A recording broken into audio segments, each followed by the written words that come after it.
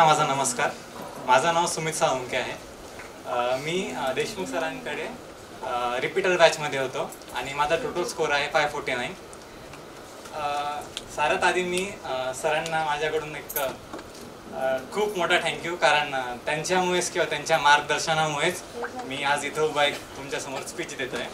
आणि सेकंड गोष्ट, माझ्या पॅरेंट्सला खूप मोठा थँक्यू, कारण ज्यांनी खूप मोठा सपोर्ट केला मला. रिपीटलाही असं कधी वाटू दिलं नाही की त्यांनी कॉम्प्रोमाइज केलं, बट कधीही मला सांगितलं नाही किंवा असं कळू दिलं नाही की आम्ही कॉम्प्रोमाइज करतो तुझ्यामुळे. आणि थँक्यू. आणि नेक्स्ट की मी लाईक स्कोर झाला आहे तर काही 11 झाले, 12 झाले किंवा रिपीटरच्या मुलांना थोड्याफार टिप्स माझ्याकडून ज्या काही मी एक्सपिरियन्स केलेलं आहे. फर्स्ट म्हणजे तुम्ही कन्सिस्टंट राहा.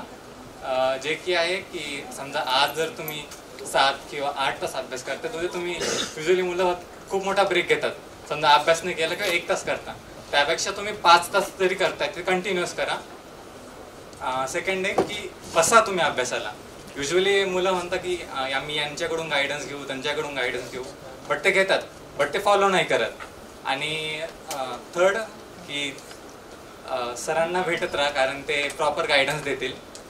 आणि नेक्स्ट म्हणजे तुम्ही जर डिसिबल असेल बायोसाठी, तुम्हाला अजिबात काही ताण घेण्याची गरज नाही बायोसाठी, कारण ते ऑलरेडी प्लॅन आहे. मी ज्या कारणामुळे लावलं होतं DCB, त्यामागे हे की त्यांनी ऑलरेडी प्री प्लॅन होतं सर्व. टेस्टपासून ते लेक्चरपर्यंत सर्व प्री प्लॅन होतं. आणि नेक्स्ट फिजिक्स आणि केमिस्ट्री. फिजिक्स केमिस्ट्री युजली फिजिक्ससाठी तर तुम्हाला डाऊट्स किंवा क्वेश्चन सॉल्व करणं आहे, त्याला काही पर्याय नाही आहे. आणि केमिस्ट्री प्रिव्हियस इयर वगैरे आणि क्वेश्चन्स, बस.